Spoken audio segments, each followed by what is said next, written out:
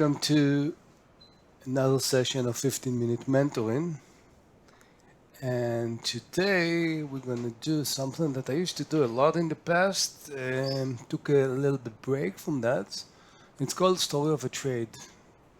That means we're going to go behind the scene of a trade, a specific trade that I had last week. I actually posted on Trade of the Week. But in order to be, to be better and not just see, wow, it went well or not, I want to go back with you, before market started and tell the story of those trades because that's the real meaning of trading. Be prepared and get the best trade you can.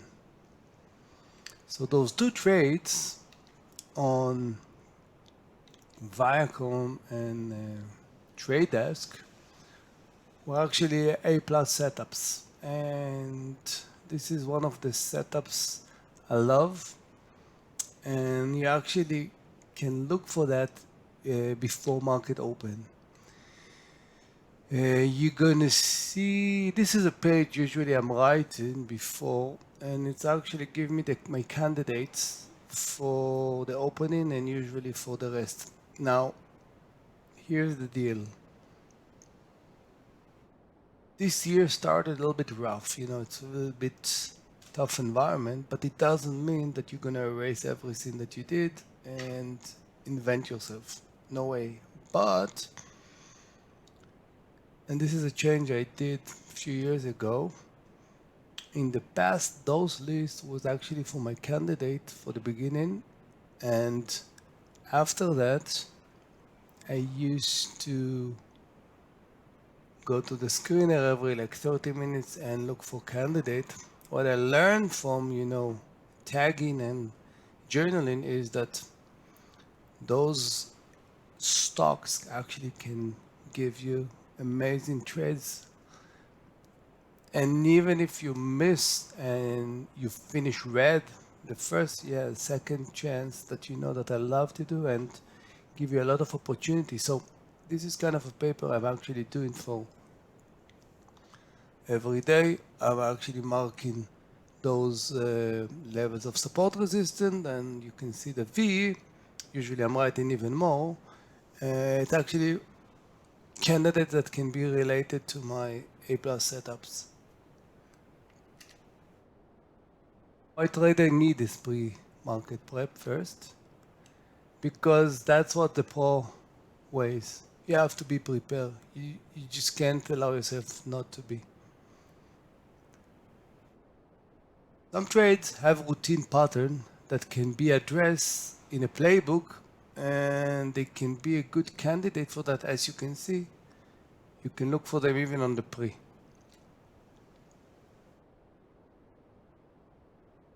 Preparing for the pre-market with the right setups, with the right support, prevent you from improvisation.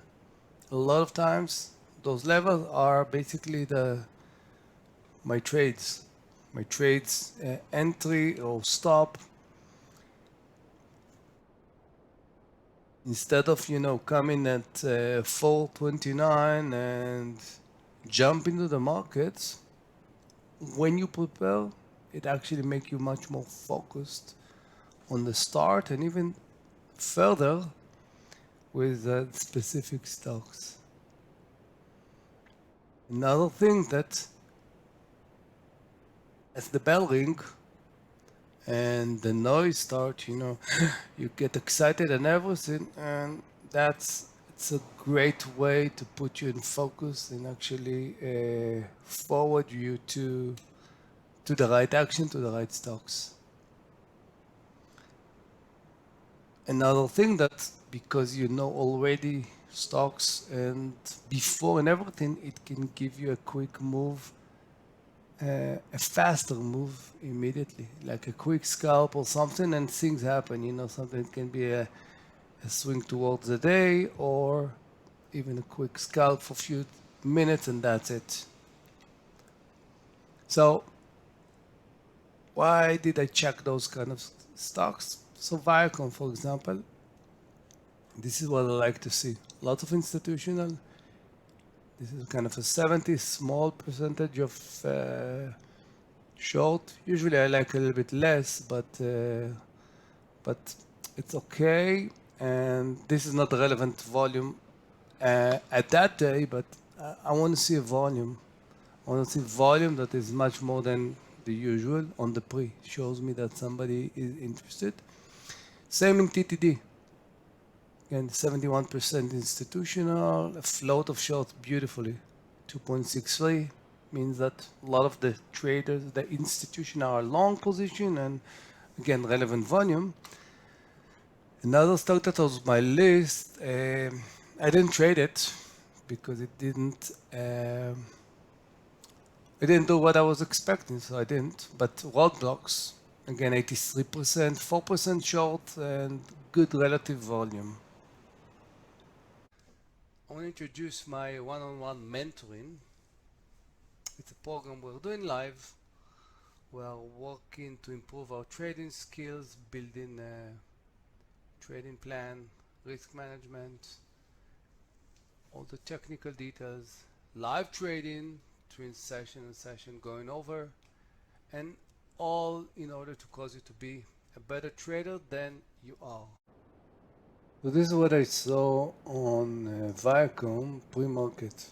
And again, as you can see, the levels are pretty straightforward. Good volume also. And just writing them. Let's see what's happened as the market open. Just a second. Let me bring it on 1 minute because this is usually the scale of. So we actually broke all the levels of the low was 29.80, and I could, but sometimes I do it. But I was waiting for this level here, and 29.15 under this one I got, and I added under round numbers. Again, it gives okay. I didn't like the volume that came here, so I took like 3/4. And again, now a lot of times you need to, it's not imagined, but as you have this kind of correction, you have to think in advance, where do you think the right place, to load the stops, whatever, because, and again, the VWAP was exactly, and when you can see 2 bars, definitely I felt comfortable to, put the stop here and add more size under. Then you could see the slope. It was not like, good volume break. And sometimes when I see something like this, definitely it need to ring you a bell, especially when you actually broke by few cents the low and basically sidewalk a little bit. I took here first partial on the head. I didn't feel comfortable, although it was under. And then again, we broke the low, and immediately again, you see, this volume that was actually, I saw it on here.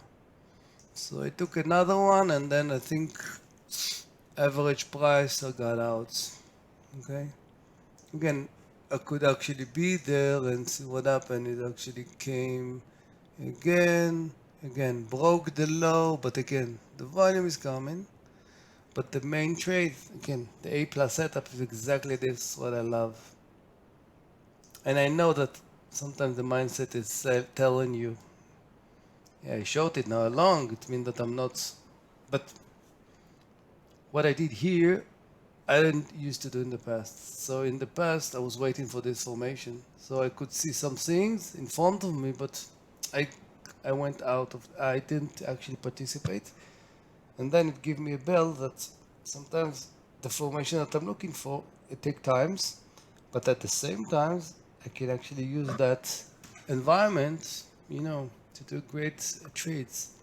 So again, here, 2870, beautiful support of the VWAP, and you could see it even on the 15, beautiful. it's already started around here, but um, gave almost a point usually, and you could see I like to see much more passion, which wasn't, although you could see that the volume is growing. So that was the first one. TTD, again, almost same old story. TTD, again, pre-market on TTD, low 75 and good volume in the opening, but um, there wasn't any setups that I actually can do something here. It was pretty spready and everything. Now, I saw this area here, but basically I haven't done nothing because um, not part of, what I'm looking for and everything. And even here, I didn't do anything. I didn't do anything because there was no shots, there was no stop, there was nothing. So I was still watching, waited for the view up, love it. You have support of the view up over the 9 EMA and, you know, 74.50 and stop was 50, 60 cent, I think. And basically the trade started and see what happened here when we actually broke the low. And this is exactly the beauty of that formation when actually those high percent of institutions are getting into because they actually buy cheap and look at the massive, look at this, just let it go. Another stock that was on my list there was RBLX, but again, I didn't even short it because I don't know, but it just fade. And so you need sometimes to wait for the right moment, and sometimes when you wait for the right moment, you can actually do other type of trade, like the short on Viacom. But when the trade is developed, boom shakalak. Okay to be frustrated, it's okay to take a few minutes to rant, but now what are you gonna do to get better? Will you turn that frustration into fuel? That will make you a better trader. How your answer will be seen in your future P&L. Mike Bellafiore. I want to welcome you to my one-on-one mentoring program that we are doing live.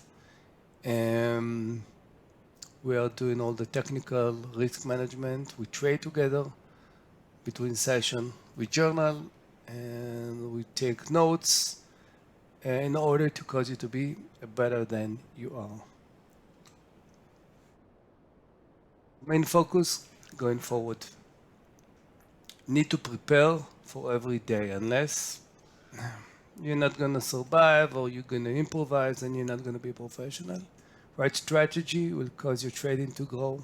You have to be specific. You just can't grab everything. If you're going to be specific, you're going to get good trade. Some trades pattern works in a pattern.